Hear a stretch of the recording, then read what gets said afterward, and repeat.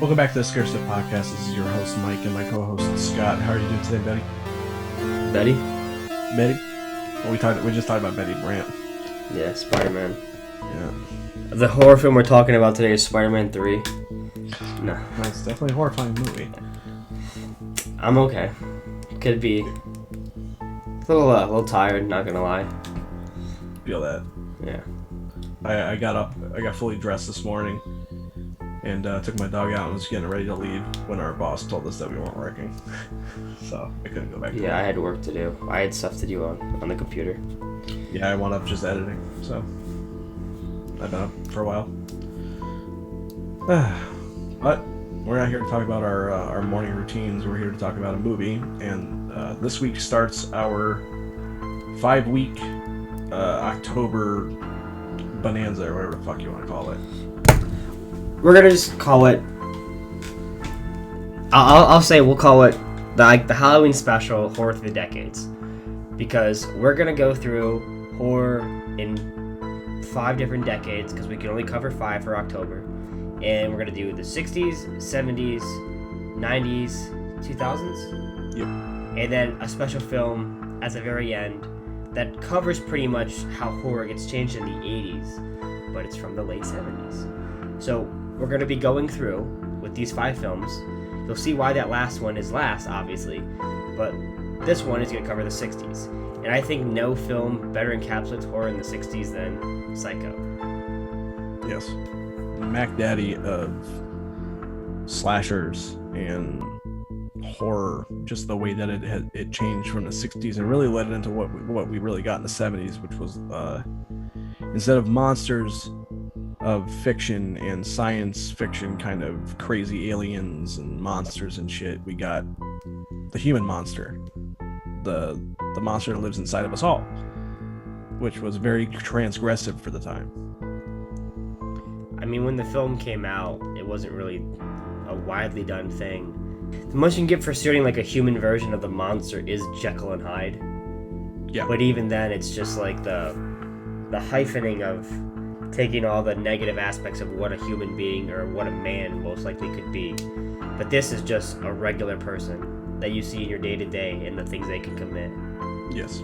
The whole point is that, you know, literally you can meet someone on the street and that person could be an absolute, you know, homicidal maniac. You never know. Do you want to talk about the plot for Psycho? Yeah, I mean, what is there really to say other than, you know, what's already been said about this plot? It's just probably one of the best stories I've seen in most. I would say most slasher movies. That's probably the best story. Yeah. If not, you know, it's definitely up there for top 3 or top 5. I wouldn't be so presumptuous to say one of the best stories ever told. No. But I think that the narrative is very cohesive and easy to follow, while also having enough turns in it to be surprised to a new viewer. I think the idea of what Psycho is to a general audience is not the actual film of what you're getting. Yeah. Everyone knows the shower scene and everyone knows about Norman Bates being the killer, but that's not really what the film's about.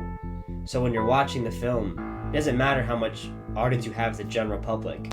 When you're sinking your teeth into it, you're like, alright, this is a little bit different than what I was being fed. Okay, I'll take a seat now and enjoy the ride. Yeah, when everyone ever talks about Psycho, they talk about, you know, oh, it's a slasher movie, and, you know, people die in it. You know, everyone talks about, like, do they really talk about it like that? Yeah, I see a lot of people, because they always say, like, this is the Mac Daddy of slasher movies. There would not be a slasher genre without this thing. Well, this is going to lead me to my next question I'm going to ask when we finish talking about the plot and everything. A summary.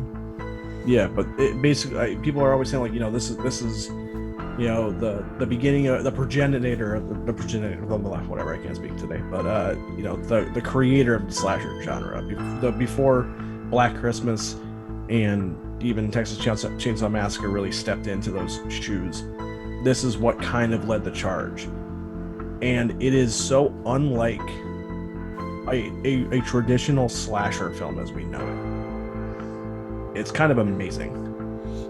I mean, the genre wasn't created until after the film came out. Yeah, of course. The genre of slasher has now certain It's a things different it has to connotation, hit to become a slasher in most people's eyes. Yeah. If this film came out and the genre was already created, Psycho isn't a slasher. I agree 100%. It's But not. but everyone bills it as that, I should say. It created the slasher genre because the way It definitely it's started mostly the POV idea. shots, if anything. It definitely started the idea of what the slasher genre would become. Yes. Because again, a lot of slasher movies are more so about people who kill people.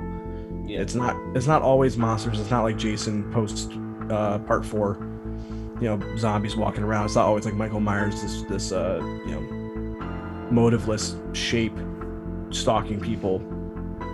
It's usually people killing people. And yeah, this is that, but I think what everyone else thinks about it in slasher movies is specifically those kills. And there's only 2. Yeah. Really. Same with Stepfather. Yeah. It's so unlike, and that came out in the height of, or actually on the downward slope of the slasher genre in the 80s. And it's kind of amazing how these are both like respected slasher movies that are really not slasher movies. Well, I think after watching The Stepfather, it's so comparable to watching Psycho. Yeah. I mean, I'm not saying they're like the same. They're not same quality. I'm not even talking about like same quality, but like they're not even the same type of film. Like when you begin The Stepfather, you already know the guy's a fucking serial killer. Yeah. You already know this guy's a son of a bitch. You're waiting for the clock to tick. The snap. You're waiting for the snap. And as you're waiting for that to happen, you're seeing how people are unfolding. But I think the way that these films manipulate your emotions are very similar. Like, even after something bad happens, or like, Norman Bates is even hiding up these kills that happen in the beginning. So when he's doing that, you're kind of like, I kind of like him. Like, I kind of hope they get away with it. Like, even though it's terrible and a great person that you start to love really does die because of the person that we haven't seen, the mother. You're like, oh, you don't want Norman to get fucking treated badly, because he does just seem like a kid caught in the headlights like a deer. And as the film goes on, it manipulates more of your emotions, like how when the stepfather is talking to the daughter, like, oh, but they're kind of building a connection. Oh, but he is a monster. Yeah. But instead here, like you're saying, like, you don't know yet that this person is this monster, this person that snaps and kills people in this fugue state. But we'll get into that, because we should actually just talk about the plot. We'll get to that, but basically the main plot for this movie is that the main character of Marion Crane works for, I believe, a real estate place, and her boss gets a cash payment from a client and is told to bring it to the bank, and instead of bringing it to the bank, she runs away with it to be with her lover. She didn't run away with it. She's going up to meet Sam. Is he going to meet her though? He doesn't know. She does. She's going to him. But she's going up to meet Sam with this money, and it's definitely hinted at in the very beginning with like the way about talking. Yeah, because they're all get married, run away. They're talking about the money, and she's talking about how she'll like the stamps and all that stuff. So yeah, like she's driving up with this money to be with him, because he's talking about how he has all this money issues with his hardware store. So she goes up. She's driving. She's relentlessly marred by this choice, this anxiety over this choice to steal the money and run away with it. And she winds up pulling off to the empty Bates Motel during a rainstorm and meets Norman Bates. And things don't go very well for her. And the story completely changes after that. And I don't really want to keep going with that, because we're just going to talk about the plot anyways, but that's the basic gist of the setup. So, my big question that I think is going to be a debate for this episode, maybe not take up the entire time, but we know what needs to be done for a film to be called a horror film. We know the differences for what makes a film a thriller, because of how it goes with like procedurals, or like it follows not the killer's perspective, but somebody hunting the killer. Usually whoever is doing the hunting, that'll decide how the film is going. Like that'll decide like what the genre really is. As soon as you really do get past the introduction to Norman and then everything takes a turn, you're following people hunting down what happened to Janet Leigh's character. Yeah. And it all comes of like trying to figure out what's going on, as most thrillers do. The procedure of them trying to figure out what Norman's hiding or get more information is really no different than in most thriller films, especially in the 90s. We're trying to figure out what's going on, who committed these crimes, how it's being committed. Like, I wouldn't go out of my way saying Psycho isn't a horror film. But after that change that goes halfway through the film is structured very different. It almost throws it into being just a thriller, besides the obvious murders. I would say it is definitely a horror film, the same way that Giallo are. Because the basic idea of 95% of Giallos is the whole point is the mystery. Yeah. Trying to figure out who this person is. I mean, there's obviously way more murders in Giallo movies than this, but the whole idea still winds up coming down to the same thing. And neither of these people are cops. Obviously, Arbogast is a private detective. Yeah. Neither of these people are police. No. They're not going through it in a procedural type of way. They're just it's not the same way that something like Silence of the Lambs follows a procedural formula. It's not just a procedural formula though. It's just the way that like these characters are putting point by point what we have to do to figure out this. They're laying out a plan and they're trying to attack it in a way that most procedurals would do though. I mean, they're not cops, but they're doing it in a very like investigative way, which I think falls into being like thriller category. The Giallo is a very valid point. I can understand where you're coming from there. But, the big thing in the film is you don't know Norman is the killer until the very end. This isn't a spoiler. Anyone who has heard of Psycho knows. It's not even really a mystery though, because at the same time, is like if we don't know it's Norman, then we're automatically assuming that it's his mother. Yes. So either way, we think we know the killer. Yes, but this is like the only type of film where the killer is being questioned continuously or berated by the lead character at this point, like the boyfriend character, like really questioning and laying into him. But clearly that's because Norman is not the controlled personality, obviously. Because like if he was doing that to the mother personality, he'd just get fucking murdered. Yeah, I mean, he towards the end of the movie, he badgers him to the point that he gets the shit knocked out of him. Yeah.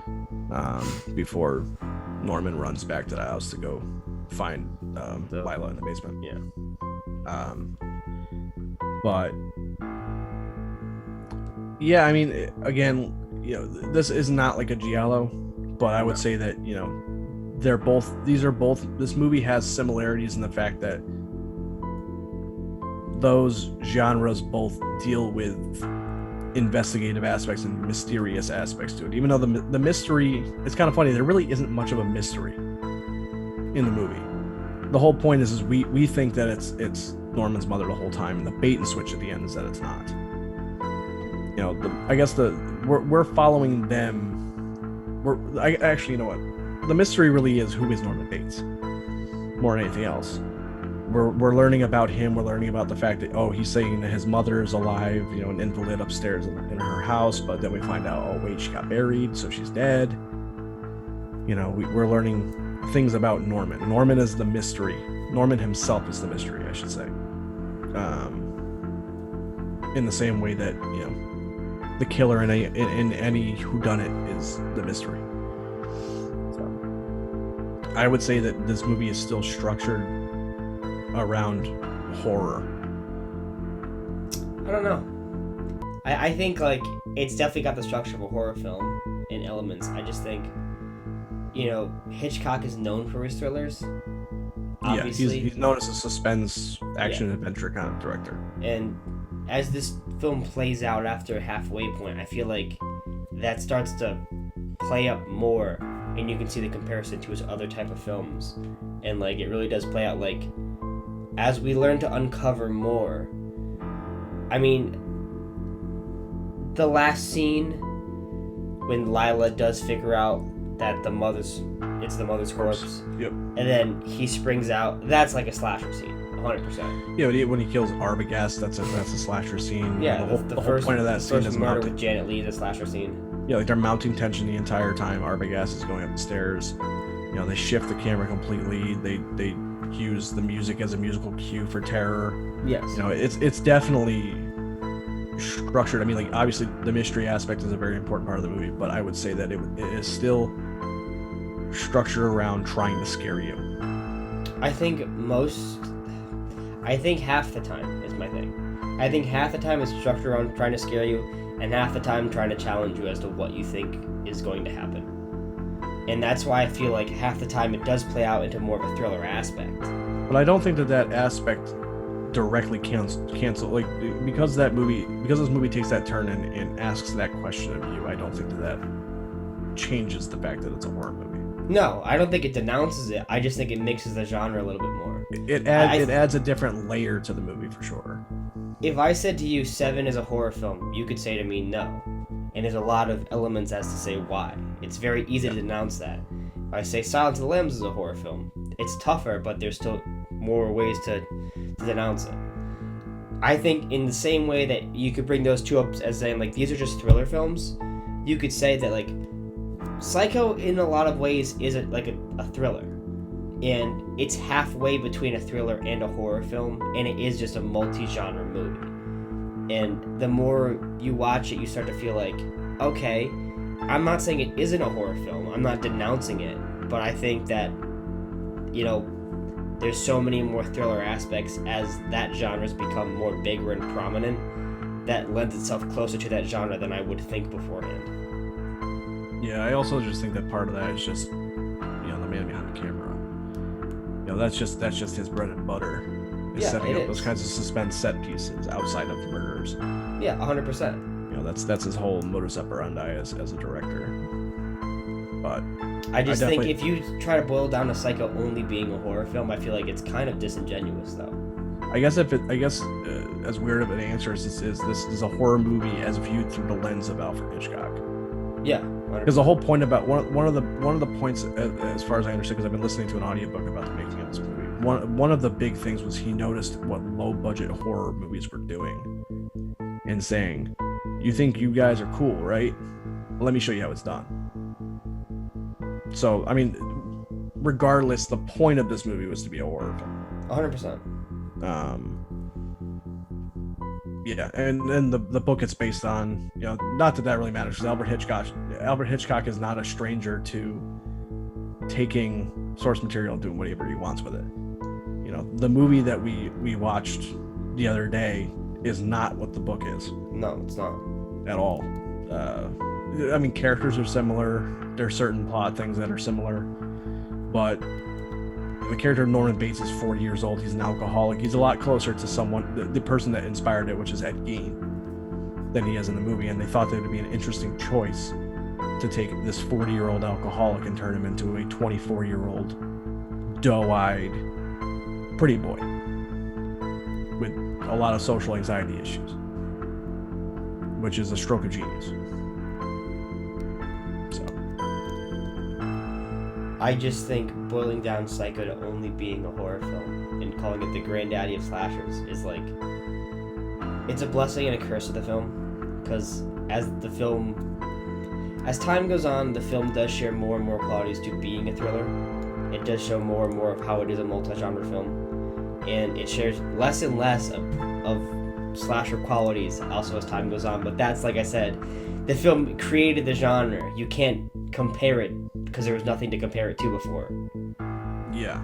So when it's like, oh, you go in hearing Psycho is the creator of the slasher genre, and you know it's the most prominent horror film of the 60s, which is why we're talking about it in the first place. The more you talk about it, the more you think about it, it's like you said, it's a horror film structured through the eyes of Alfred Hitchcock. But because it's through his eyes, that's why it is multi-genred. Because he is known for telling stories in a certain type of way, and that's why this story is so similar to other genres. It's so similar to other aspects because that's what Hitchcock is good at, and that's what showcases more. Not more, that's what showcases as much, should I say. Yeah, I get that. I just think it's neat that, you know, the reason it is so prominent in the 60s is because it changed the landscape of, like, what we talk about as a horror film in the 1960s. But in many ways, like, Hitchcock did that in a way that it's not just talking about the horror of a man, but also, like, the mind of the man, and also, like, how are we going to show that twist while also not feeling so tacked on? So when the end comes along, you know, there's the entire scene about describing, oh, well, is he really Norman Bates? No, most of the time he's the mother. That may feel like it's not necessary, and we've talked about this before. You know, it's very well acted. It's very well done. It's well written, well delivered. Yes. For that audience at that time, it's necessary, 100%. Yeah, I mean, back in the 60s, I would probably say mental health related things were not as common knowledge as I'd say it is now, especially because we have the internet. But you know, they felt the need that they needed to really explain and make sure the audience understood the character of Norman Bates and what he really is. And you know, as an audience member viewing this in 2021, it does feel like you're kind of just being a lot of information just kind of just being just dumped on you. Information that I think we all pretty much sussed out. But at the same time, you know, we're looking at this again through the lens of 2021, where this stuff is not, it's not weird for us to know about these things. No, I mean, you're right. I mean, some things in the scene I think is necessary because, you know, we are a general audience. You know, like, we are 100% an audience that is used to storytelling in films. We understand the narratives because we've seen so many of them. So a general audience is going to ask a few questions. I'm not saying they're not going to be like, oh, it's fucking dude dressed up as mom. I can figure that shit out, bro. Fuck. Yeah. But even nowadays, you know, some fucking idiot would not understand, like, oh, so he's like a fucking transvestite. Like, no, he's not. Yeah, You're not paying attention. like they specifically tell you that he's not a transvestite. Which is important. You know, it's annoying that a film in the 60s would have to describe that to you, and you'd feel like, we've evolved past that. We have not. The general audience has not evolved past that, unfortunately. You'd think they would. People still don't understand what any of this shit is. So they don't understand things that they could easily look these things up on the internet. Yeah. But again, like back then, that wasn't that simple. You know, back then. Even nowadays, it's apparently not that simple. No, nowadays there's no excuse. Hey man, I said they can't read. True, but that's not an excuse. They should have, you know, read. But that's easy. Yeah, you can just read, bro. I can't. Just read. So what? Die. You're not trying hard enough, man. Just, you know, will the words into your brain. But you know, back then, I have to assume, like, I mean, even nowadays, especially like among men, like discussing psychological things is difficult. But back then, I cannot imagine how difficult it was to talk about mental health related things. Because I feel like those were things that were kind of just dismissed. You know, people would get locked up. They even talk about it in the movie about how, you know, insane asylums were, and some of them still are. But you know, mentally,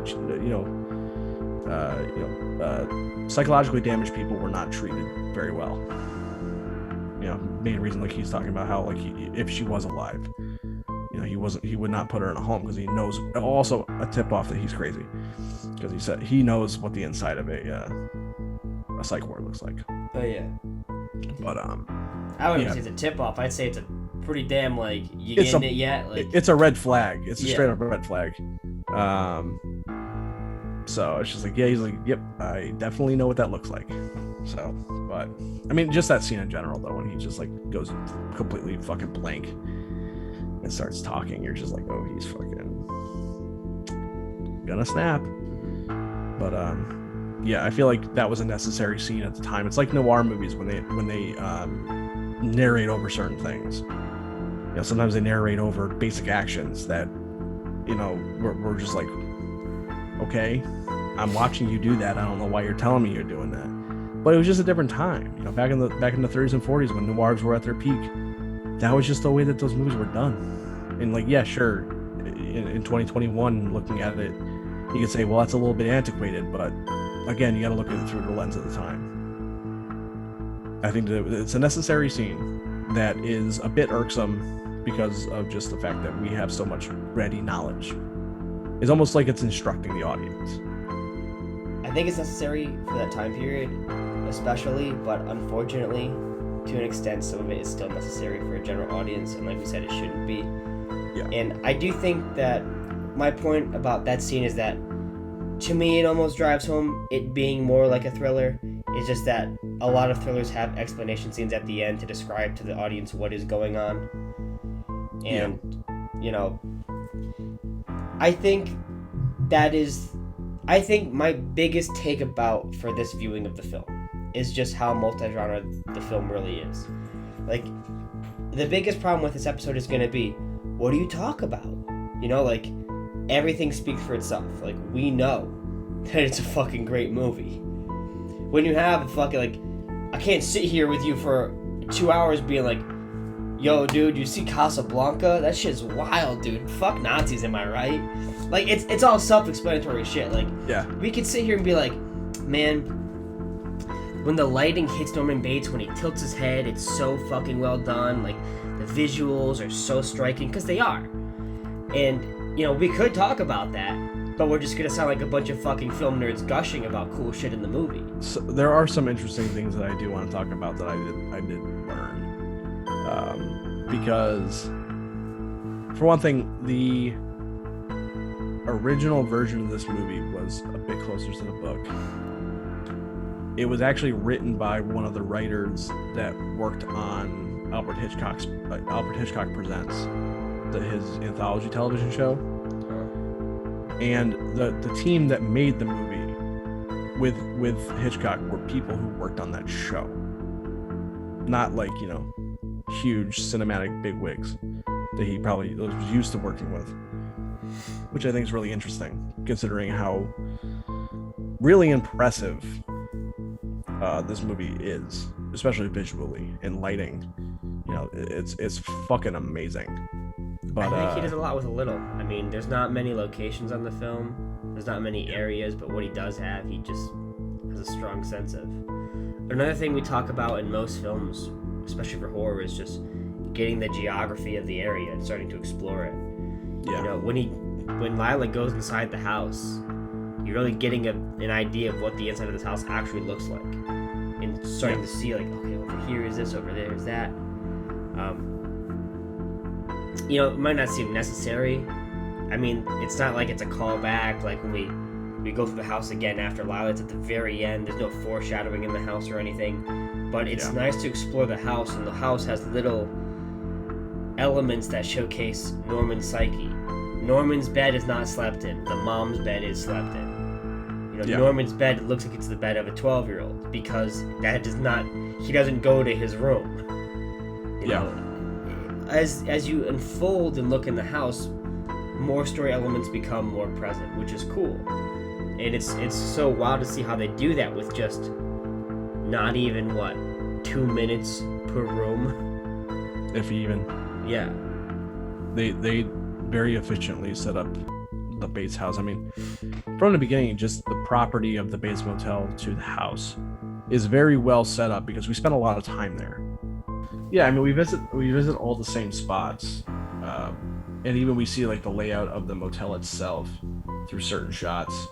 When Lila and Sam are going to their cabin, you see the layout of the hotel, and you can see exactly where Norman would be escaping to get up to the hotel to become mother when Arbogast is going up to the hotel, because he's doing the whole he's putting the blankets away, but that at the very end of that, before you take the corner to the other cabins, there's an opening that you could run through. So even though they don't directly show you him doing that, you know that he can do that. You know that's how he gets up to the house. So, I mean, it's just Hitchcock with his attention to detail.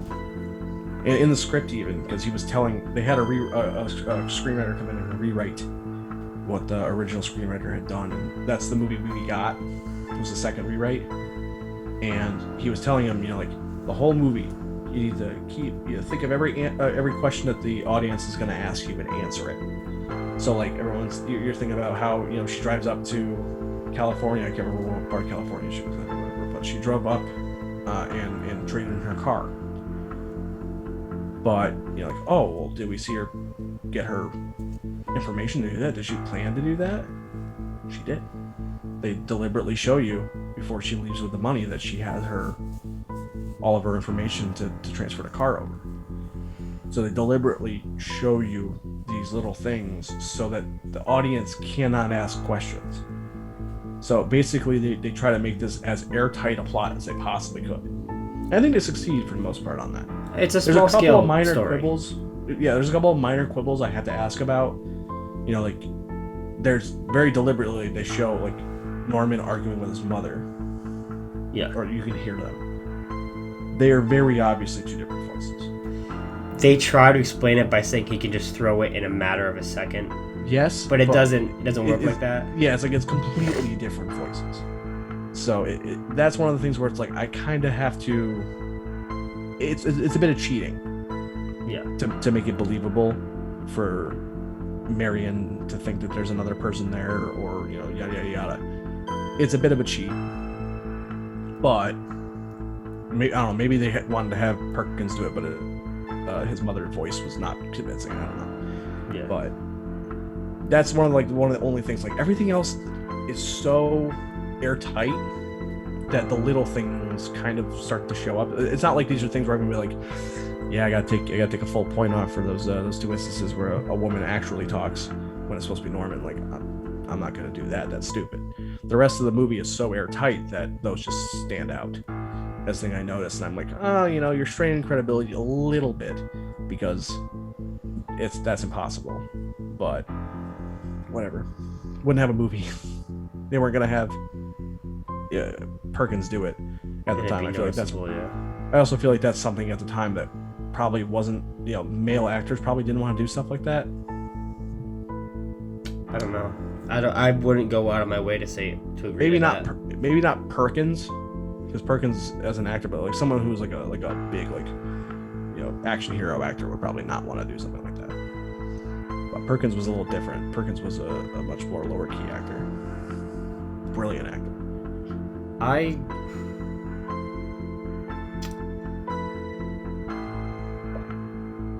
don't know where to take it from here. Like, I don't know what to I don't know what else to talk about to get discussion out. Like, the biggest problem with this fucking movie is it's too goddamn good. The movie's too fucking good. Well, like, and like, I really fucking hate sitting here in a chair saying, man, we need to discuss about worse movies.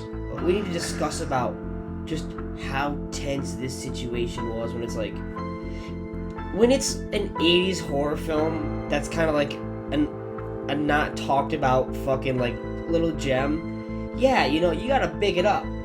Well, like how the fuck am I gonna big up Alfred Hitchcock's Psycho? You know, like, I can't sit here being like, bro, we gotta talk about Psycho more. I'm sorry, who the fuck isn't talking about Psycho? That's kind of the thing with Psycho, is like it is again like one of those defining entries into the genre. It's like everybody talks about this movie. Every year, I bet you could search up and you can hit like newest published, and you will find essays and essays and essays about Psycho. It is something that will be talked about. It is a timeless movie. And that's the thing. Like, it's not like I'm sitting here afraid of being like, oh, they just, you know, they don't want to say everything that's been said before. I got no problem saying Perkins is a fantastic actor. We automatically have him. Cinematography is fantastic. I have no problem saying the swerve with Janet Leigh is masterfully done. I have no problem with saying that, but like, is it a discussion or is it a fact? You know what I mean? Yeah. I mean, yes, these are opinions, they're not facts, but like, I'm just stating something versus like, hey buddy, how did you feel about the scene where she sold her car? Like, Yeah, but like that's at the same time, I want to talk about that. No, I mean, like you could pick a scene in this movie, man. You could pick I a just scene in feel this like movie and you're talk about it for 15 minutes. I think the biggest problem in setting up a film like this is like, no It's matter royalty. what you say is never gonna do justice to just experiencing the film. It won't even do justice to what you actually feel. No, 100%. That's the best way to put it. Like, the emotions you get as you're watching things happen. Like, I can talk about a tense scene in a horror film and describe it, and the more you describe it, like, yeah, I'm feeling it. Describing the tense atmosphere in a film like Psycho is so redundant. Like, you need to experience the atmosphere that is set up from you from the beginning of the film with Hitchcock and follow it along, because it's like a metronome. As it clicks, it goes back and forth, and as it keeps the same beat.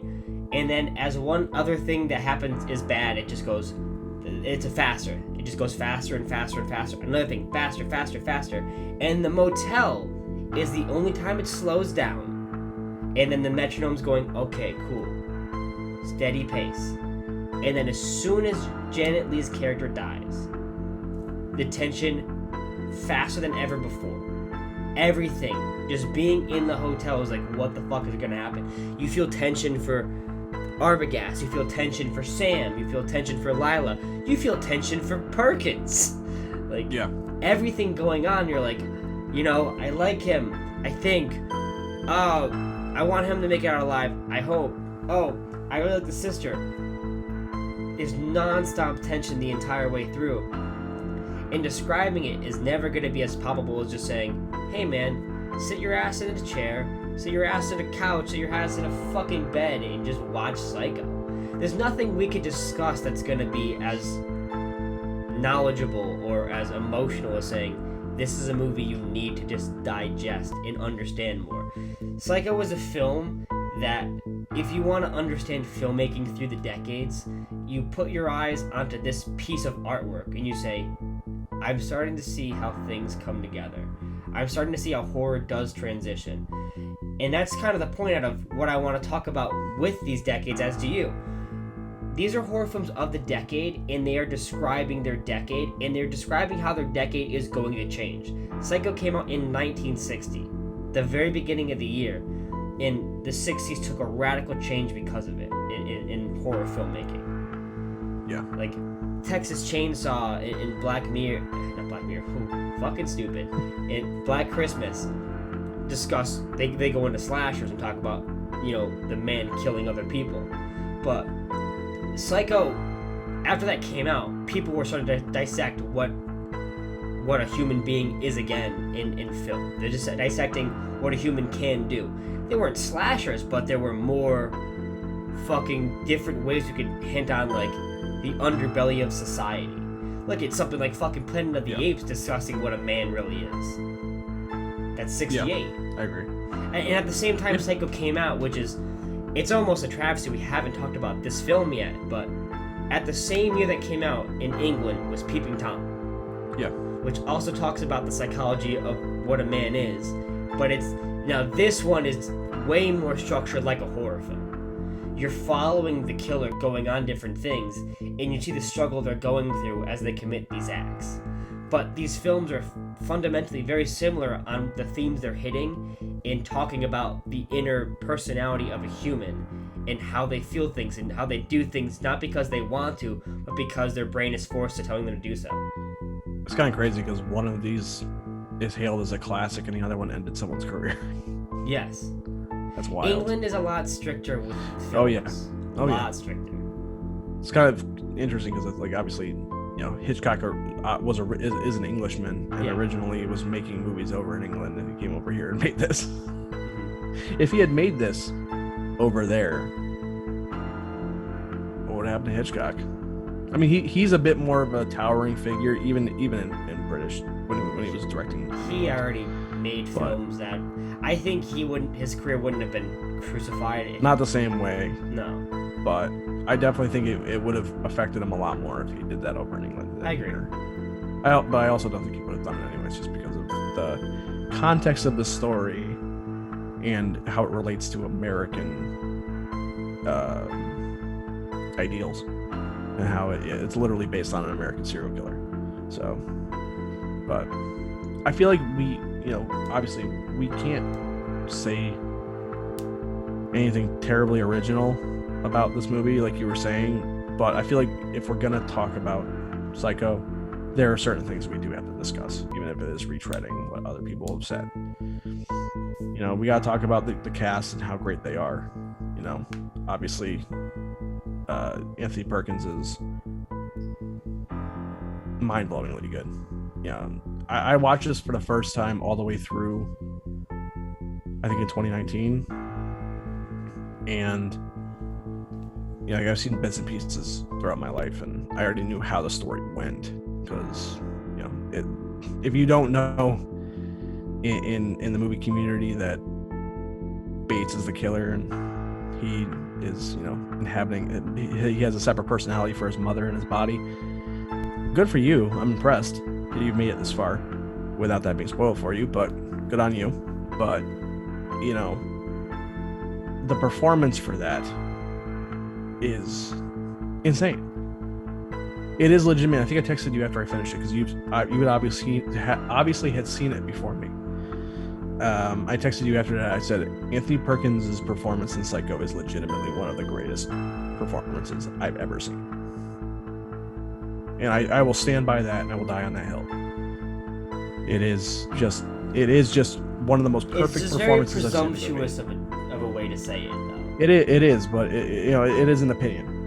It is opinion. 100%. I'm not definitively saying Anthony Perkins' performance is the greatest performance in the history of cinema. Like, I'm not saying that, but it is one of the greatest things, in my opinion. Yeah, when you said that at work one day, I remember you turned around and said, yeah, Anthony Perkins' portrayal in Psycho is the best acting in a horror film.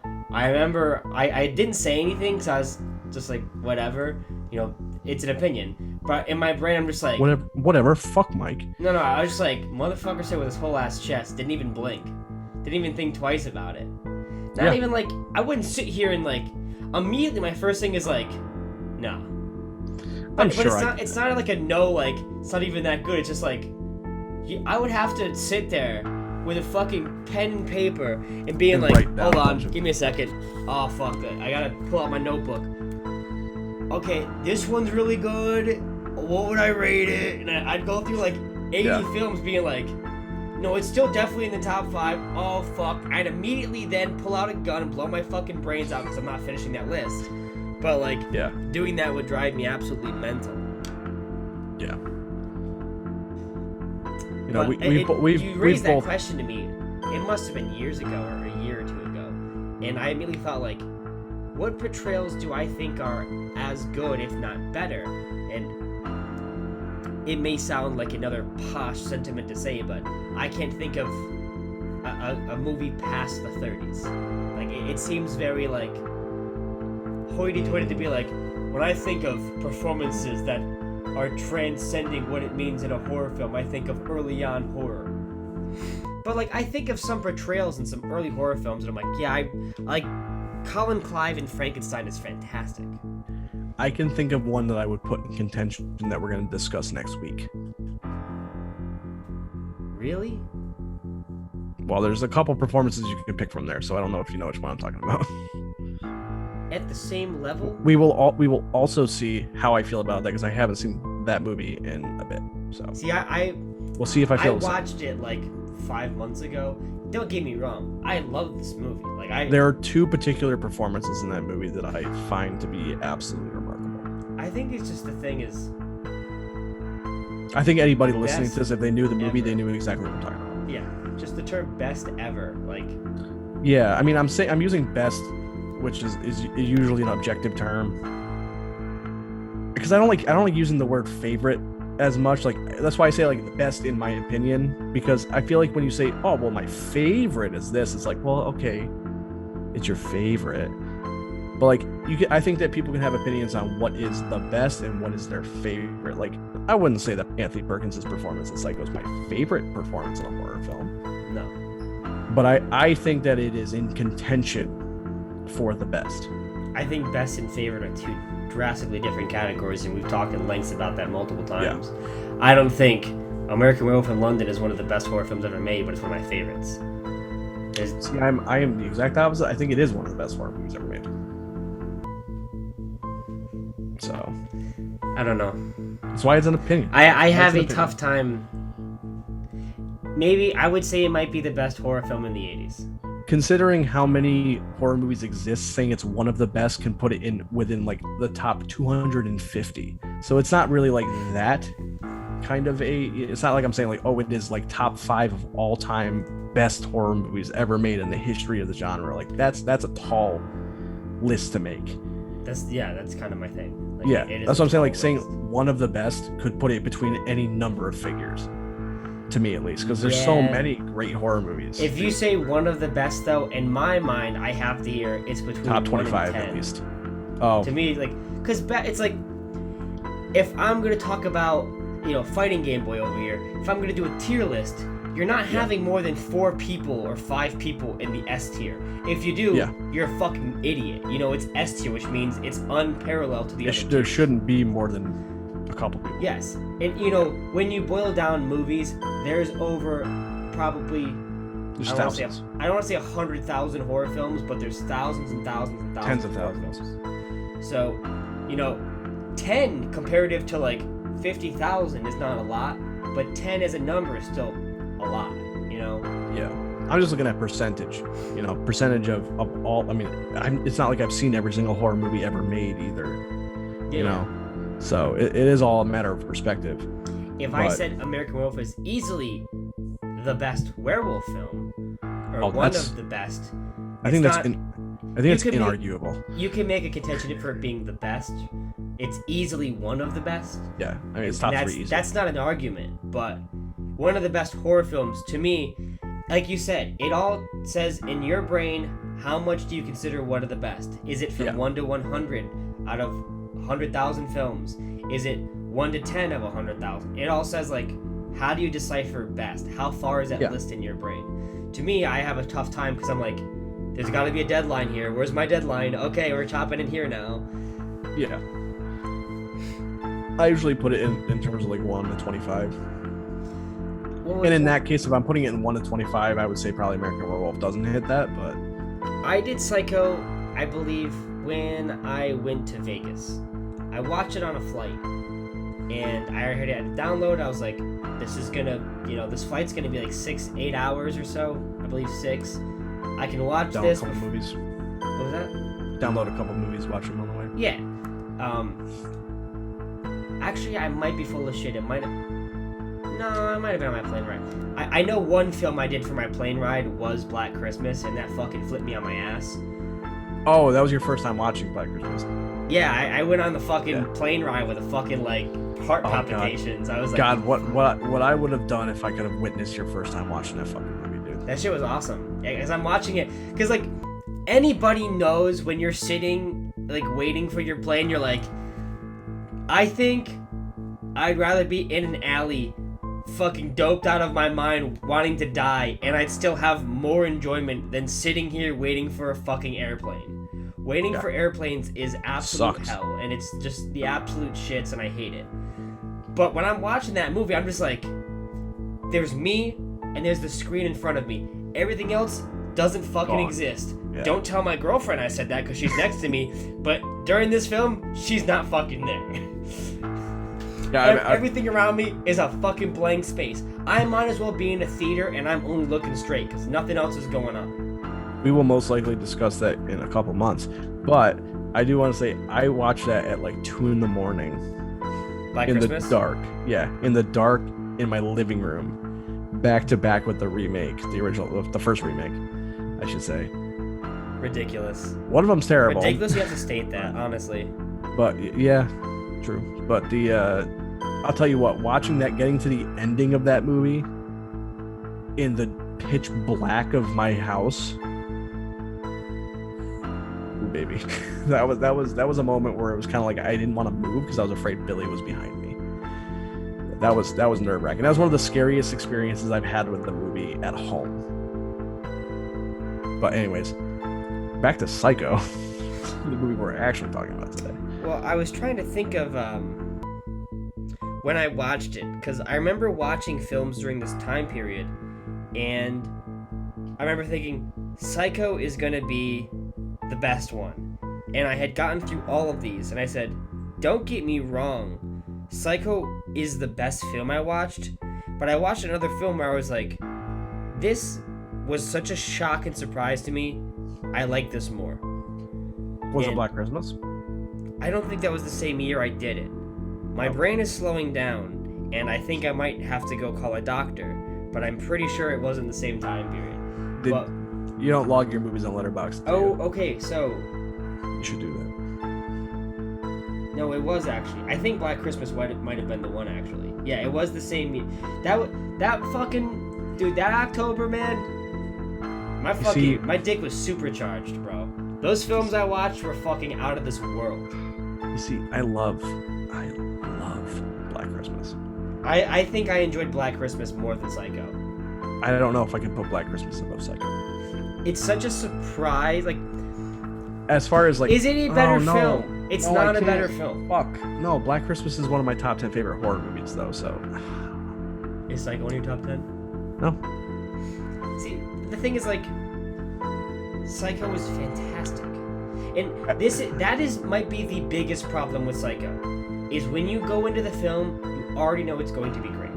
And, you should always go into any film with an open mind. You should. 100%. That doesn't happen. That doesn't exist. You can go into a film you haven't heard about with an open mind. You can go into it with as open a mind as possible. Yes, but you can't go in with an open mind. No, unless you've never heard of the movie and someone's just dragging you to see a movie that you've never heard of. Especially if you're going to see Psycho, Alfred Hitchcock Psycho, and you are into movies and you're into film history. There's no way there's not expectations going in there. And I will say hands down, this film exceeds the expectations that you are given. You're not just getting a horror slasher, even if it is the granddad, even if it's the great grandpa, even if it's Big Papa Slasher. You're getting something that is so much more than what is being presented to you as a general audience. And it's a fantastic movie. These performances are fantastic.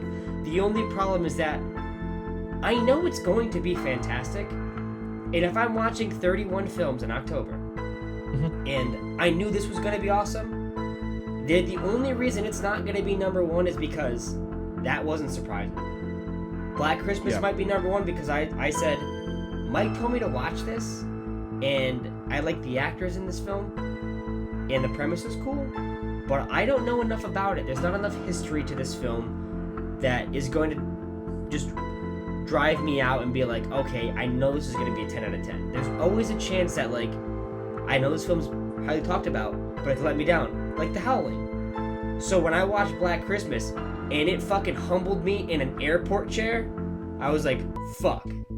This is next level. Holy shit. Yeah.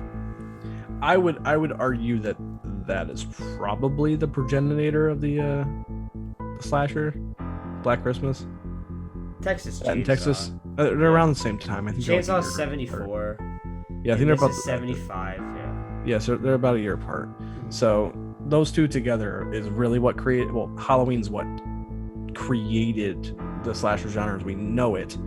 But without those two movies, Halloween doesn't exist. Halloween monetarily created the slasher. Yes. It created the market for slashers. Yes. But it also did money, bitch. I would also argue that we're not, it's all connected. But I would argue that Halloween set the template for what a slasher movie is more so than, because like Black Christmas doesn't follow the normal slasher formula, I would say. Neither really does Texas Chainsaw, because it's more so, it's less about characters and more about experience and more about tone than it really is about characters. Like the characters, next to nothing about them. So other than what they're in Texas for, that's it. So the whole point is it's an experience movie. It's putting you in their shoes and making you run with them. Whereas Halloween sets up characters. You have a final girl who has a bunch of friends. They have certain like kill sequences set up to be kill sequences. So like that set the template for what a slasher movie would become. I'd say Black Christmas does that. I don't think it really, because of the way that final girl, it structures its friend, characters. They get knocked off one by one. Yeah, but it just feels like the way that they're structured, especially with the killer himself, it doesn't feel the same way to me. Well, there's no triumphant victory. Yeah, I mean, there's the only definitely real no fucking victory. The only real subversion in Black Christmas is that you don't find the killer. Yeah. Like, in Psycho, the person who you warm up to is the killer. That's the subversion. In Texas Chainsaw, there's no the subversion is what humanity really is. Like, it's not just one person committing these acts, it's a whole family of fucking crazies. Yeah. And it's like, how deplorable can humanity really be if you're turning a blind eye? And then for Black Christmas, it's just that, like, you don't even get him. Like, there's no real ease or peace at the end of the film. There's no resolution. Yeah, it doesn't resolve. You know he's out there, and then you as an audience feel like this is unnerving, and there's no sequel, which is the best thing about the film. Yeah, if they ever came back and made a Black Christmas sequel, I would be upset. It'd ruin it. It would ruin the movie. Like, the only way that you can do that is if you again don't catch him, but then again you're retreading the same ending. And it's there's like nothing to gain. It's like John Wick 3. It's like John Wick 2 to John Wick 3. It's like we're at the same place. We ended at the same place that we started. So. And John Wick 2 works so functionally well because it's a sequel film that transitions into a third. The third one doesn't transition well into a fourth film, really. It transitions the same exact way that 2 does. So it feels like we went through an entire experience to gain nothing. Just action. Yeah. And it's a great movie. I mean, I love John Wick 3. Fantastic movie, but like, but it definitely doesn't end the way that. I ironically watched the first one like last week. I've been itching to rewatch them. That's why I just watched the first one. I'm like, so good. So fucking good. It's so low key. But yeah, no. I think that you don't set the landscape for horror to get the movies that we've gotten. Some of the movies that we've discussed already, movies like The Burning and shit like that, or Friday the 13th. Like we don't get there without this movie. And it's kind of funny because it's like this is made by a Mount Rushmore director of cinema, and he essentially very pretty much creates a genre that it's still looked down upon. Yeah. But his is not, because it's Alfred Hitchcock, and the level of craft is so good. It's better than most movies. Like it is simply put like one of the best made movies. You can talk about it for days about how exquisitely it's shot and how well it's edited. They've made entire documentaries on just the shower scene. Yeah, we aren't gonna do that though. Yeah, we've already talked. The shower scene's cool, man. It's pretty sick. Yeah, it's awesome. 10 out of 10. Move along. I really love the Arbogast kill. I mean, I know you don't like Arbogast. I fucking don't like Arbogast. I like Arbogast. I like Arbogast. He's a bit of an asshole, but I like Arbogast. And I think it's less so like whatever. He's walking up the stairs. You know what's gonna happen. Like he's about to get knocked off. Even if you've never seen the movie before, you know nothing about the movie. Just the way it's set up, Mama Bates is about to come out from the corner and just absolutely wreck this motherfucker. But it's the way it's shot, especially when he gets to the top of the stairs and the camera goes up above, looking down. Which cool shot. Also completely covers up Mama Bates's face by not coincidence, because I'm sure Hitchcock knew exactly what he was doing, but it's just a really smart shot, and then it transitions to when he gets cut across the face.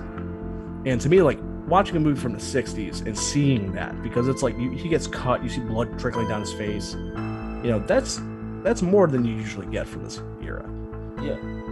And this is only 5 years after Creature from the Black Lagoon. And even when Creature shows blood, it's very minuscule, but that's radically different for that time period as well. Yeah, it's crazy seeing that. To me, you see blood and stuff like the Hammer films in like 58 and 59, but those are done in England and they're vastly different types of films. And there's also a good chunk of people who look down on those as schlocky movies, despite the fact that they're amazingly well-made movies that are just absolutely mind-blowingly good. But they look down on those as schlock because they, start showing cleavage and, blood and all that stuff. They get a little bit more, splatterhousey in comparison to what horror was kind of at that time was kind of at as a Atmosphere. level of violence. Yeah. Yeah. Horror in America was more about atmosphere, setting, tone, and when Well, you we were got just to leaving England at like the 60s, it's like, hey, that stuff is great. I'm trying to check out some boobies and death though. But also, we were just leaving the era of horror that was almost universally dominated by like atomic creatures. Yeah, in the 50s. Yeah, so we were entering again, like watching a movie where the villain is the human monster. That was completely different. Yes. And portraying violence the way that it does, which by today's standards, it's so tame. It's surprising this still has an R rating. I'm honestly stunned. But you know, even for the time though, looking at it through the lens of 1960, that's pretty graphic. But funnily enough, listening to the audiobook that I'm listening to right now, one of the biggest bones of contention, you know what it was? The nudity in the shower scene? Nope. The toilet. Yeah. I don't You're not allowed to show toilets. No, you're just not allowed to show toilets. Yeah, no one wants to see where someone poops, bro. Yeah, that was one of the first, if not the first time that a toilet's been flushed on screen. And it was just dumb. It was just papers going down the drain. But you're not allowed to show toilets. That was weird. Apparently, that was taboo. Showing toilets. You know, I mean, I'm not. You know, nowadays, that's not weird. You see way worse shit in movies, obviously. Quite literally. Yeah. Depending on the corner of cinema you're going to. But yeah, go watch Parasite. Go watch Parasite. But yeah, it's kind of crazy what back then was considered to be like, this is too much for audiences. It's like, it's a fucking toilet. Well, that's also why people in the 80s, when they're doing like films where they're trying to talk about nostalgia and hitting back to the 50s, people get like the golden era because everything's hidden. You know, we all look at our previous nostalgia or golden age periods as being perfect because you're not talking about anything that's taboo. Yeah. You know, every time we go back to a film for a period piece in the 40s, 50s, 60s, we always talk about how nice things are and how great or how everyone's a fucking good person and stuff, and you're not hitting on the obvious like taboos of like, hey man, they're all fucking racist, you know, they're all pieces of shit, everyone's just fucking lying to each other, they're hiding all their deepest, darkest secrets. The Cold War stuff going on where everyone didn't trust each other, you know. The drug epidemic that no one is talking about when clearly it's very big. Yeah, I think one of the things I also want to touch on is just the reach that Psycho's had in cinema. You know, it's kind of funny, like some of the movies that we enjoy, you can trace a lot of it back to Psycho. Yeah. And you know, obviously the slasher genre. We both love slasher movies. Point of view shots in general. Point of view shots. But one of the things that really, I think most people would probably look at, if they watched it, would look at Peeping Tom more for that. Almost. Point of view. Yeah. I mean, the way that point of view, especially in works relation from to a killer's Halloween. Perspective, though, Peeping Tom's point of view is done like a POV, like when you're like through a film as you're following someone. But the way that Psycho does it, it's through the eyes of a killer, less than like the eyes through a camera. Yeah. So if you watch Peeping Tom, it's shot very differently. It's just with doing POV shots from the killer's perspective during this time period is very radically different, and it's very similar in aspects if you boil it down, but as they're executed in the films, they're drastically different. Yeah. It's just so neat that these films came out in the same year, and they're similar in aspects, but they're very different films when you really boil down the themes, digest them more. I loved Peeping Tom. I thought it was fantastic.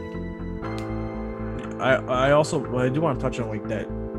One of the biggest twists of the movie is that Janet Leigh dies in the first 30 minutes. I think first 30 minutes. The movie's almost 2 hours, and I always forget that. I think it's an hour 50. Yeah, every time we watch it, I always forget that it's almost 2 hours.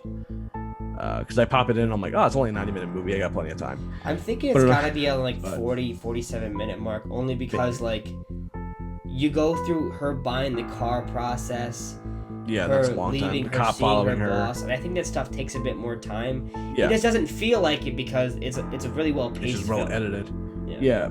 I think it's funny because like that's like one of the big takeaways from Psycho, that and obviously the bait and switch, the shower scene. Yeah. We all go a little mad sometimes, all that stuff.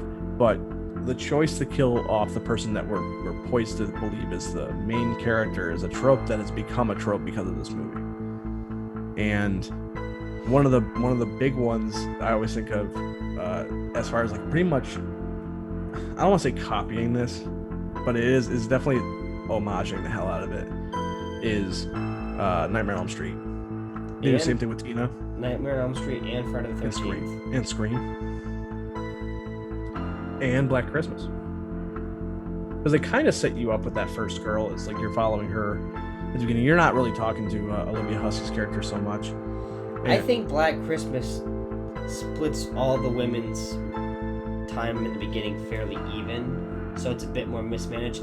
Only because I know the actresses, I would say, oh, Margot Kidder is going to be the final girl, because her performance is so dominating compared to the other girls in the beginning scenes. I'm like, oh, she's going to be the final girl.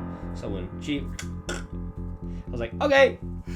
Yeah. Obviously, when she cuts it, you already know who the final girl is when you get about halfway in. But I just think it's kind of funny because it's like you're watching the opening of the movie, you're going around the party or whatever, and Margot Kidder's character downstairs, Olivia Hussey's character is downstairs. You deliberately follow this character upstairs. Mm-hmm. So it's like, is this the person we're gonna follow now? And then literally 5 minutes, not even 5 minutes, 5 seconds later, she's fucking dead, and taken completely out of the movie.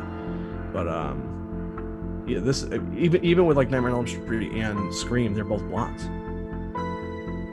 I wouldn't say with Nightmare on Elm Street, it's not exactly the same, because the whole point about hiring Janet Leigh was to have her in the movie class it up and then unexpectedly take a big name out of the movie. Whereas, Tina was not a big name. No. But Drew Barrymore was becoming quite a name. Oh, absolutely. That time period? Yeah, so... She's on the posters for a reason. Yeah, she's on the posters, and it's wild that she's on the posters. But that's kind of the point, though. That's the old bait and switch. And I mean, that whole movie's about discussing she's even got things. Fucking Bob, you know what I mean? Like, yeah. Haircut. So it's like, but the whole point of Scream is dealing with meta things and discussing things that happen in horror movies and tropes and stuff, and they just take that and they wear that on the sleeve. So that's kind of just part of the sleight of hand, is having an homage to Psycho. It's really cool.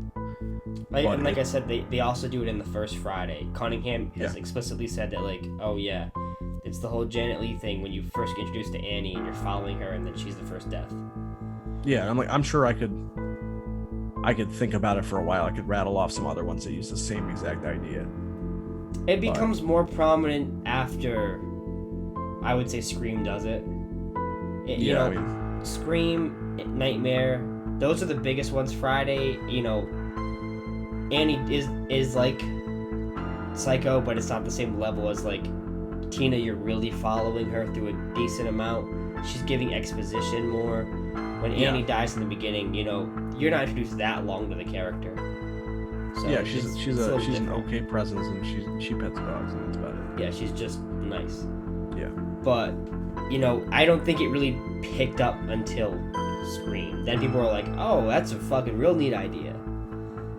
Yeah, I'm sure I can think of other. There definitely is. I would not be presumptuous to say, "Oh, it only happened." Only because movies of to Scream. Psycho ever. Yeah, it definitely all traces back to Psycho. But I think the '90s people were like, "Whoa, that's real fucking subversive, bro.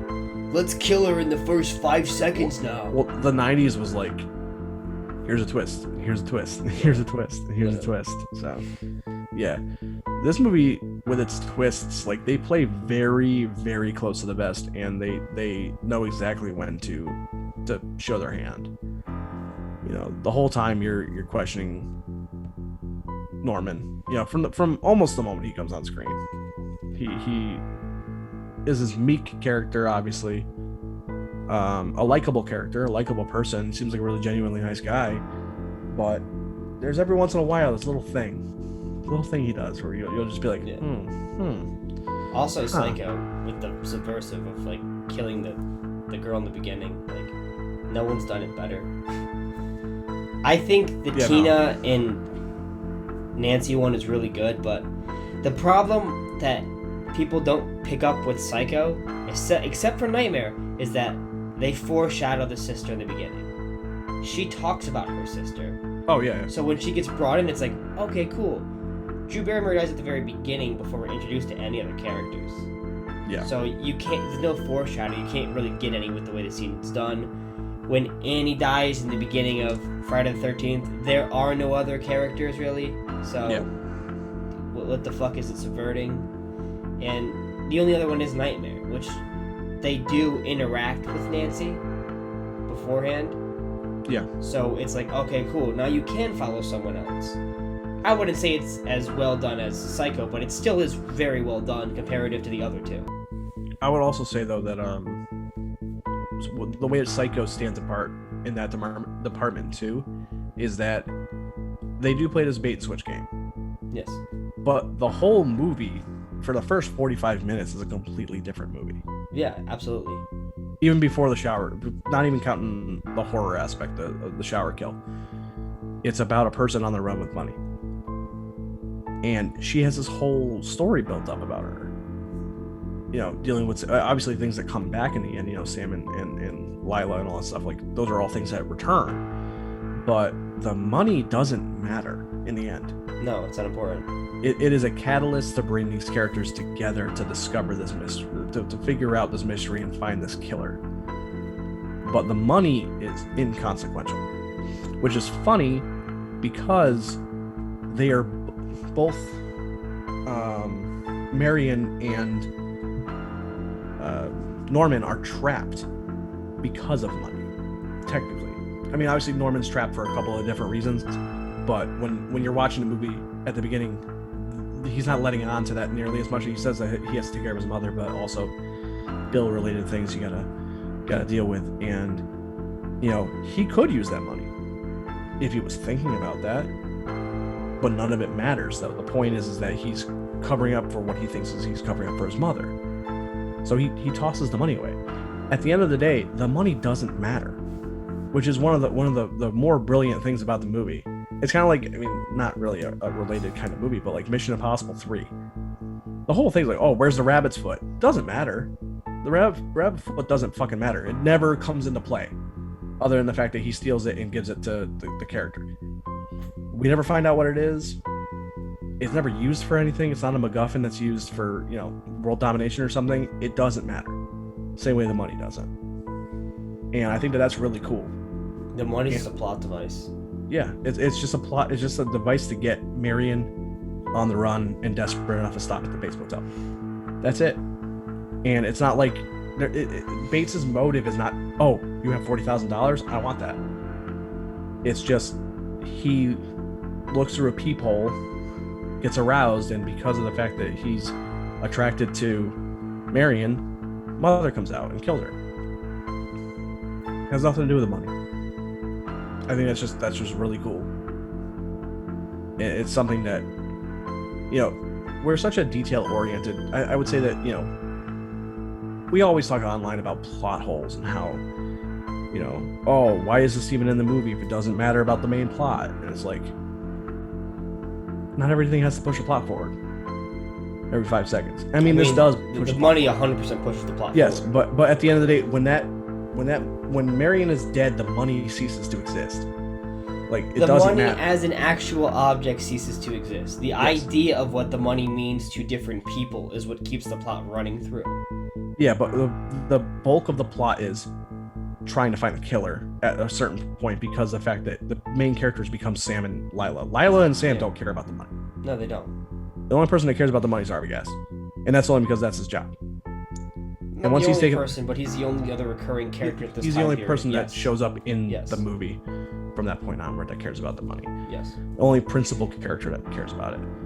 So the main people we follow don't give a shit about the money. So the money doesn't matter after that, other than the fact that it got them to this place. And I think that's something that I feel like nowadays a lot of people would be like, if this wasn't a Hitchcock movie and it wasn't from the 60s and it wasn't already hailed as a classic, I feel like a lot of people would be like, well, what the fuck was the point of the first 45 minutes then? It's like, That's dumb. That's really dumb. It's a really dumb statement. I don't know. Because I always see I people would like bitching, to agree complaining with about you things to like shit that. on dummies, but at the same time, like, I have a hard time not picking up how it's important, but at the same time, people are stupid. So I'll agree to a certain extent. Yeah. I like to think some people would at least have some brain cells to figure out, oh, this leads to this. But I think you're a bit optimistic. I don't know. I think it's pretty easy to discern, like, this is why it came up, but it's not the idea of the money. It's more about how it led to this place. But you're right, I'm sure some people would fucking nitpick it. That's the problem with cinema in general lately, is just that people want to find problems. People want to go into a movie saying, I saw that shit coming. How many times do we watch a movie or someone goes, and I do it, you do it, we go, I saw that coming. Saw that coming. Sometimes when a film does it badly, you kind of have to say it, because you're like, you know, the film is building to this, and it's supposed to be a surprise, but it's not, and I saw it coming, so it kind of let me down. The only time that I do that is when it's a movie that's a new release movie, not a old movie, because at that point it's on me to not know what's going on. If it's a new release movie that tips their hand, Yes. but then when the reveal comes, they act like it's this big revelation. That's when I'm like, It doesn't well, even just have to be new films, though. You know, films do that shit all the time in the 80s and 90s, especially. No, but I'm also saying like movies that I don't already know the movie. You know, like saying that I already knew, like me being like, oh well, I knew Norman Bates was the killer. It's like, yeah, it came out in 1960 and it's ingrained in pop culture. Of fucking course you know he's the killer. Yeah, I'm just saying. Or like Voorhees, Mrs. Voorhees being the killer. It's like I watched Scream. They spoil that in Scream. Like, Yeah, 100%. A perfect example is fucking Puppet Master. Like, it's for the first time in the film came out in '89. It's like you're supposed to be shocked when it's the fucking guy who's dead is revealed to be the Puppet Master, and you're like, dude, I fucking knew it was gonna be him. yeah, I mean, who the fuck else was it gonna be? That's my thing, though. Like, but the way the film plays out, it's almost like he is actually alive. I'm like, Wow. well, no shit, he's fucking alive. I'm not stupid. Yeah, So you his watch wife, that film and you'll be like, I saw that shit coming a mile away. his wife is definitely firemen carrying him up fucking stairs and dropping him in people's rooms. Like, that's gotta be a thing that everyone does nowadays. Yeah. But the problem is, people are trying to find problems, especially with fucking cinema sins, where everything is just a problem in films now. And Yeah. ever since that's been popular for years, everyone's like, you're right. I also would like to ruin movies. It's kind of funny because it's like CinemaSins became this like big thing, and then it got to a certain point, and then it got annoying for everyone. But people didn't stop looking at movies like that. They That's just the said, well, CinemaSins does it too much. It's just like, well, Cinema you do Sins it does too it to much. films that I like. If it's shit, You if it's, do it too much. if it's movies that I don't like, you can just ruin everything about them. It's like, hey, dude, even if it's a movie you don't like, it's not as bad as they've made it out to be. You Yeah. just like shitting on things you don't like. Like, people need to understand, you cannot like things for certain reasons. That doesn't mean it's fundamentally bad. Cinema It just means you Sins don't should be like about the fundamental problems or plot holes in a movie. Well, originally They're not. CinemaSins was supposed to be funny. Yeah, well, fucking, became not- that just became- fucking blew its course way too. So. It became not funny. So originally it was not supposed to be serious, and then people took it seriously. And it's just like that was your first mistake. It's a And- comedy. And I'll say, even without CinemaSins existing, people would have done that with film anyways nowadays. I People just are feel like cynical about everything, especially in film. it's weird because I feel like some people like they're like, well, I want more to movies. Like I don't want movies to be so just like by the numbers. But at the same time, it's like if a movie tries to do something different and has added little nuggets throughout the plot that don't necessarily relate back to the main plot, people will still sit there and say to themselves, well, why was that even in there? The biggest thing, It's like it's added texture. It's added to the movie. you and I both know, a general audience viewer, they aren't a fucking writer. Yeah. They don't understand scripted narratives. They're not understanding the process of foreshadowing, setting things up, following through, completing an arc. And because that, they are stupid. Like, They treat films and TV shows and any form of media that's digestible as a fucking dick measuring contest. They treat it like saying, I'm smarter than your fucking screenwriter because I figured it out before they told me. Hey dude, they're trying to tell you and you're supposed to be picking it up as it goes along.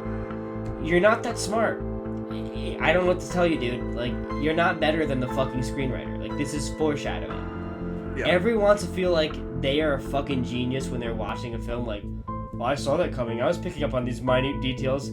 That's not minute, bro. It's part of the plot. It's part of the actual story. In these past 10 years, everyone's so cynical with everything nowadays. Yeah, I agree. I just feel like it's one of those things where it's like people, it's like a sport at this point. Yeah, I'll agree to that. It's like, hey, this movie, it wasn't like a perfect 10 out of 10 to me, so I'm gonna take a look at this and say, oh, this little teeny tiny thing ruined the movie. And you know, we want to be hypocrites. There's definitely things that we don't like that will hyphen on things that aren't actual plot holes in movies, but are just like annoying. You know, people do it. People do it all the time. Every single person does it. But nowadays, people have become too overly cynical. If you passionately get mad about a film and you're like, this just hits me the wrong way personally, and like, maybe it's not justifiably a bad thing, but it sends a bad taste in my mouth, I'm not going to sit here and debate it with you. But if you're going to sit here and be like, shit's just fucking dumb, like, I didn't find it fun, like, I will call you dumb to your face. I have nothing to lose from this. Hey man, I can only laugh. You freely tell people that they don't know how to read on Twitter, so you might as well. I'll tell it to their fucking face. I'm not gonna hide behind a screen. I mean, hey, we went to a Barnes & Noble together, and you just said it in front of a Barnes & Noble worker. I wish I could read. So that was very funny. I said that too many times though, because I say it unequivocally. I just like do it all the time. You say it constantly, and then we go to Barnes & Noble. I don't do it anymore, but I remember one time I was at a Barnes & Noble, and because it's just like a common thing, I'll say like, I don't know, I can't fucking read. But one time my friend goes, hey, have you read that? I was like, it's a real fucking funny joke because I can't read. And I said it way too loud, and there was like 3 Barnes & Noble's employees looking at me, and I'm like, okay, they know I come here a lot, and now I look very, very startling. Like it's like, oh, this dude can't read. Why is he coming to Barnes & Noble? Is he gonna burn the fucking store down? Is he gonna be like, this is what you get? Taunting me. Haunting me. Picture books. Yeah. That's why he buys the comic. We're way up. Hulk say funny word. Oh. Ooh, thud. 5 words in a bubble. Fuck. Oh man. But yeah, there's a lot of fucking cynicism, and like that's why when I want to go out and talk about films or movies and shit, I definitely will never talk about films on Twitter or just like in most public spaces online, because people are fucking stupid. The actual conversations they have are not forming about narratives or completed story arcs or about actual in-depth storytelling. It's about just didn't like it. It's fine. Personal opinion is always justified to have, but it's not a fucking debate. It's not a conversation. It's a waste of yours and, more importantly, my time. And if you're gonna waste my time saying, I just think this shit sucks, I'm just gonna say, alright, dude, what the fuck is the point of typing out that message, though? Like, I just think that sucks. What am I gaining? Yeah, I agree. I don't even want to know how long we've been going for. Like, we have over an hour. We gotta wrap up soon. Yeah, it's just like we barely scratched the surface. We went on a whole tangent after I was like, I wanted to talk about Anthony Perkins' performance, and we went on a whole tangent about whether or not he's the fucking best performance in a horror movie ever. It's just like I didn't talk about the minutia of his performance like I wanted to, and it's like we can't circle back now, because if we circle back now, it's gonna look like we're just fucking repeating ourselves. So it's like big depresso.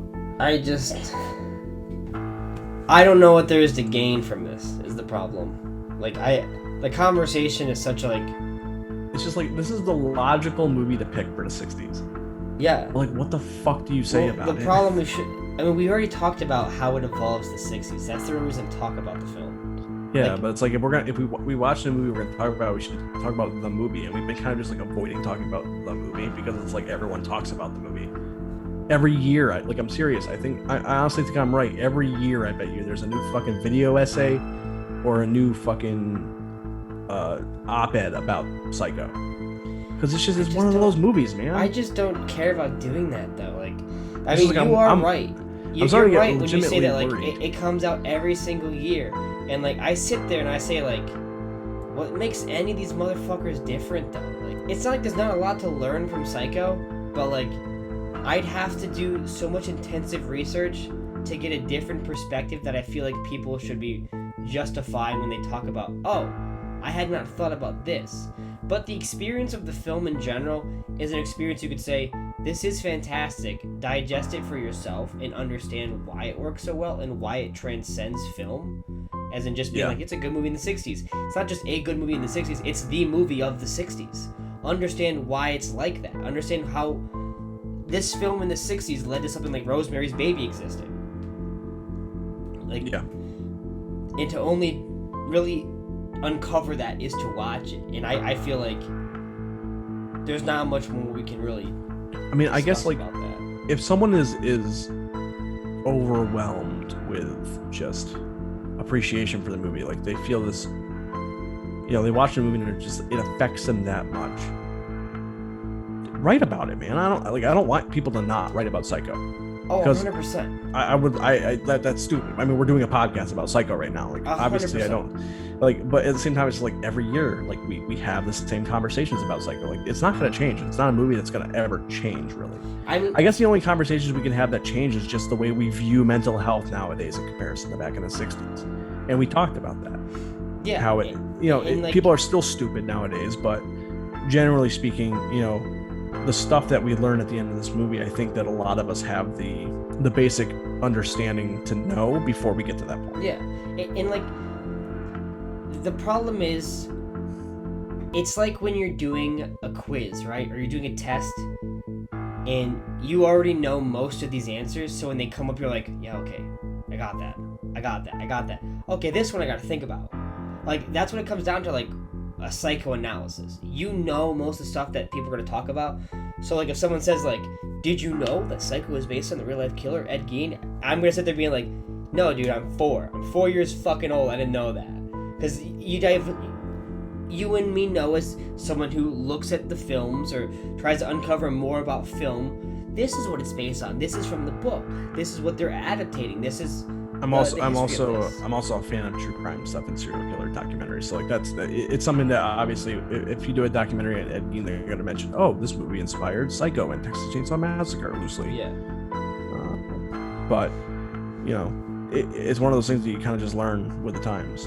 There's not really any. I don't think there's, other than maybe a couple of the things I said. Maybe you didn't know a couple of the things I heard. I gleaned from the book that I'm reading, but. It's a book, so someone knew it already and wrote it. And it's not only is it a book, but they took the book and then made a movie called Hitchcock with Anthony Hopkins and Helen Mirren. So it's a movie too. So it's like, it's not news. It's not something that I'm gleaning from the film. It's just like, hey, did you know this, Scott? No, I didn't know that. Or yeah, I did know that. Like, whatever. Like, I think the biggest thing to talk about Psycho is really the crutch of just it being Psycho. Like, the biggest discussion about this film you could have is about, like, with it being so popular, it's like if you introduced your kid to Jurassic Park, when we're gonna be like, what, in like 2030, 2020 something, maybe, who knows, I don't know, I'm not gonna speculate when you and I are gonna have kids, but like, when we end up showing not in the 2020s, I'll say that much. Yeah, well, I'm just saying, like, depending on when you want to show your kid, like, Jurassic Park, it's gonna be like, Dad, I've already fucking heard everything about this movie. You're gonna be like, yeah, and it's tough to just sit here and be like, you have to see it, but like, it's an experience. Psycho is something that's gonna be one of those, it's obviously one of those things where it's like, everybody knows about the big twist in the film, and discussing it is almost minute. Discussing a performance that is so good, or a director that is so talented, almost feels like, well, yeah, that's like saying an apple can be fucking red and green. Like, obviously those things are like that. Or like, yeah, obviously milk is good for you. It builds calcium. Like, it just feels so easy to boil down. But really understanding about how when you big up a film, you are almost pushing people off from seeing it.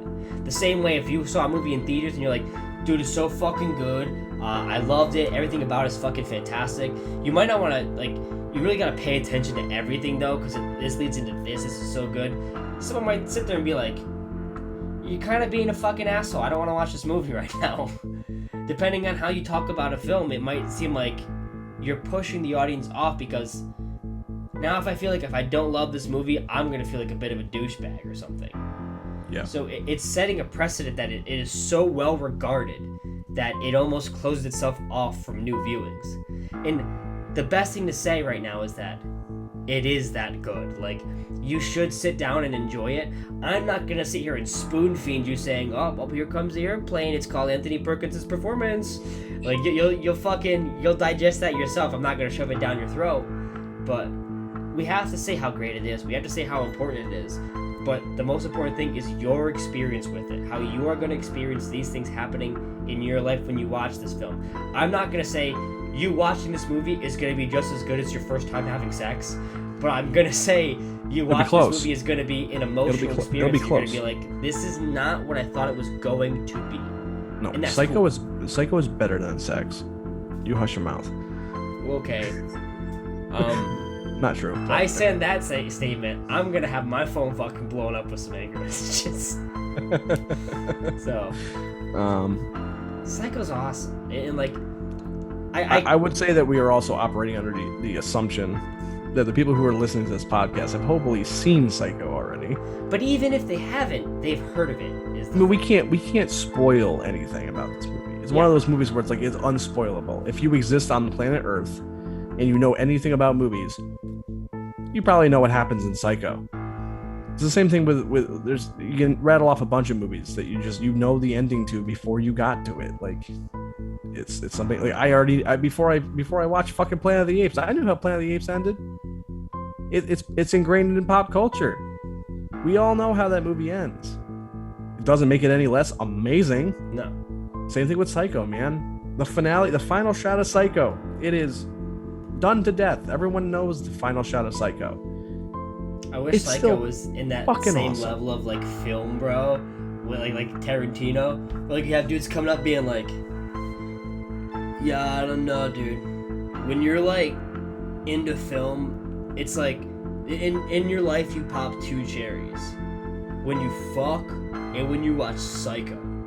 Like, those two things you can never have again. Those are your two first, baby."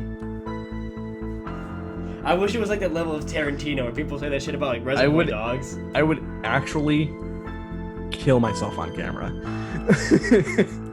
That is ridiculous. The fact that people like that exist too, like saying, "Oh, there are." I know that they do. There's the Kurosawa fans. There's the fucking Tarantino fans. There's the Spielberg fans. There's the Scorsese fans. All these directors, fantastic directors. You know, if they came up to me and whipped their dicks out, I'd be like, "One at a time, sirs, please. You deserve it, but like, I can't do it all at once." There's only two times you pop your cherry: when you have sex and when you watch King of the Crystal Skull for the first time. Yeah. Christ, that fucking movie, Jesus Christ. Definitely. Fucking alien head. Oh. You only pop your cherry twice: when you have sex and when you watch Puppet Master for the first time. Yeah. One of those is a good experience, and the other one's actually they're probably both bad experiences. What is with your sex life, bro? You're just ragging on fucking. No, come on. Most people who have sex like in their teenage, their first time having sex sucks. Come on. I don't think you should discuss this with me. I'm not saying mine did. Yeah, mine is not discussable on film. Yeah, I know. But well, the whole joke in like 80s movies is that it's awkward or something. Like, you know, it's not a pleasant experience. That's what I mean. You know. Well, fuck during Psycho would be pretty pleasant. Don't give me any ideas, Scott. Yeah. I know where you live. Fucking in the middle, like you're like fucking. She's on top of you. Oh, there's a shower scene. You fucking like throw it across the room. The double entendres that could be said. Yeah. But I won't, because this is a family show. It's explicit content. I know. I label explicit every single time. I know that. I don't have to even listen to the episode. I was there. Doesn't matter either way. But you know, I don't have to think about it. I know exactly what happens. I would love to have one episode where we try to make it not explicit. So it'd be like, You have to like cover up. I was like, Good gosh. He whipped out his ding dong. Like it's like clearly like it's like he's not even trying. Gosh, God, golly. So as you can tell in this scene, Michael Myers is being a pretty big dingus, and like I just don't know what to do with him at this point. I don't know what it is. This isn't like scared stiff. It's like scared stiff for dads. I don't know what it is about the word dingus, but that shit just makes me laugh every time. I feel like I'm fucking 5. Yeah. Oh my god, I don't know what it is, man. I remember that used to be we were saying dingus on the roof back in the day, and I don't remember what the context of it was, but every time we said dingus, I was just like, that's just really funny. For it, and I cannot say it on camera. Pure comedy gold, and I don't know why that's funny, man. Oh man. Yeah, I mean, Psycho's amazing, and everyone should watch it at least once in their life. And I would go out on a limb and say you'll watch it once, and you're gonna want to watch it again. I mean, I watched it earlier this week, and I shit you not, like, not 2 hours later, I wanted to rewatch it. It's just one of those movies, man. And it's kind of funny because like that day I was really tired, and you know, like I'll say probably like the first 15 minutes of the movie, I was like, oh man, I might have to watch this tomorrow.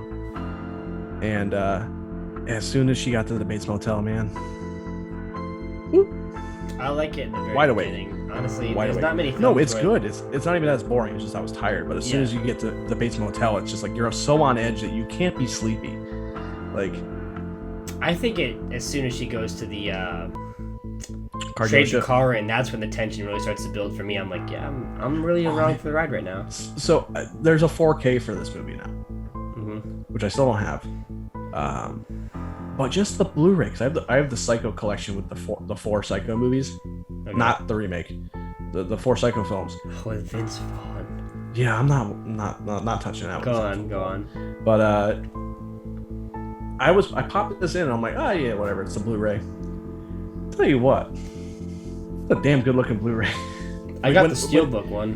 When the fucking cop is right up in the fucking camera, it's crystal clear. Yeah, like it's crazy how clear it is. You know, because the whole thing about like older films, more like 40s and 50s than 60s, but they're very soft. So they have a very soft filmic look, where like detail on the face is all stuff that's not really super clear. Yeah. But this was like almost razor sharp. I was like, wow, they did a really good job all those years ago. Do I need the 4K? Yes. Yes, I do. Sure, dude. Well, they did a 4K for fucking that, Vertigo and Rear Window, and The Birds. I wouldn't buy the 4K for The Birds. I haven't seen The Birds since I saw it in middle school, and I didn't like it back then. I was also an idiot, so who knows? I think it's a bit redundant to give a score on Psycho. 3 out of 10. Okay. You're being a bit nice. I'll just say 2.5. The Hitchcock guy just never got it right. Yeah, you're right. Totally. Not one time. I'll say this much. Instead of giving a final score, which is obviously 10 out of 10, because we're not trying to fucking die, give me your top 3 favorite Hitchcock films. Number 1 favorite is North by Northwest. Number 2 favorite is Notorious. Number 3 is Psycho. Mine goes Rear Window, Vertigo, Psycho. I love Rear Window. Fucking amazing film. Admittedly, Cary Grant's my favorite classic actor, so I'm kind of a little bit biased. Yeah, it doesn't. I don't think it's much of a bias. It's just like a preference. I can understand that. But North by Northwest and fucking Notorious are just fucking insane movies. They're just insanely good. Both before this one. I really like James Stewart now. I James Stewart a lot. I wouldn't even say that like, oh yeah, I saw it after him, but I just ended up watching a lot of films with him. Like Anatomy of a Murder I thought was fantastic as well. I think my first Hitchcock movie was actually, it might have been Vertigo. My first one is Vertigo. You lent Vertigo to me after you watched it, and I watched it. I think that was my first Hitchcock movie. Because I always heard Vertigo was his best, so I watched it. I'm like, Vertigo's amazing. It's funny. No one liked Vertigo when it released. Like, people really didn't like it, and it made no money. People are stupid. That's kind of amazing, because it's like, it is definitely one of his most well-regarded upper echelon films. When I watched Rear Window, though, Rear Window. When I watched Rear Window after, I was like, Rear Window's really good, but when I watched that, I was like, this is the one for me. This is fantastic. I thought it was really weird, like when I told people, like, yeah, like North by Northwest is my favorite Hitchcock movie. Like I always knew people liked North by Northwest. Don't get me wrong, but when I said that, I was like, oh yeah, it's mine too. I'm like, okay. Usually when I think of people when they say like Hitchcock, the first thing that I think of is either The Man Who Knew Too Much, which I think most people think more so of the newer one with Jimmy Stewart than the original one with Peter Lorre, which I have watched and is my least favorite Hitchcock movie. But they think of like The Man Who Knew Too Much, Psycho, Rear Window, Vertigo. I think that's kind of all we can talk about Psycho. We've talked about our favorite Hitchcock films. We've talked about Psycho's influences. We talked about the biggest crutch of Psycho, the biggest positives about Psycho. And like we've said, we haven't discussed a lot about the movie, but that's because that's an emotional journey for you as a viewer when you experience the film. We've discussed the things, what is good about it when you do watch it, but there's only so much detail you can get about hearing us gush. The most you're going to get is viewing it through your own eyes. So I hope you check out Psycho. I hope you wait for next week. We're going to have another episode that also is a renowned fucking horror film. Do you want to reveal what that one is? The next film is going to cover the 70s, and we've had some discussions about talking about which films we should cover in the 70s because they're big, important periods for us. I think you've said 70s is your favorite period for horror. Yep. So there's talks about, like, should we do Texas Chainsaw? Should we do Alien? Black Christmas. But there's other periods where we think we can cover those films that fit better. But I think, and Mike has agreed to, and I don't want to go out and say 100%, but I think you agreed to an extent, at least mostly, that The Exorcist is the film for the 70s. I think it's the one that, taking out of the equation the quality of the movie, we already know kind of where a couple of the 70s movies that we want, other ones that we had as options, are going to land as far as like planned out where we're going to talk about those. So those were already kind of off the table. But when you think of the 70s, I actually think really you think of like two movies. I think you think of this or you think of Texas Chainsaw. Yeah. Because there was nothing really like The Exorcist before it came out. No. And arguably everything that's tried to be like it since has not done a great job. There's been some that are pretty good, but you know, it's one of those movies, again, it attacks some transgressive things. You see things in that movie that before that you didn't see in movies. So the same way that Texas Chainsaw does too. I think it's a good thing to do Texas as a separate thing because Texas especially there's also Texas Chainsaw things that get followed on in other decades though. Yeah, there's also a Texas Chainsaw movie coming out this year. Yeah. So apparently, I'll believe when I see it. That's why I think it's better to cover The Exorcist. I know when I think about a film in the 70s that really was the concerned horror film, it's people's reaction to The Exorcist from seeing it in theaters. So when I hear 70s film, oh, The Exorcist. You know, I think I like, well, I don't think, I know I like Texas Chainsaw better, but this is the film to talk about for the 70s.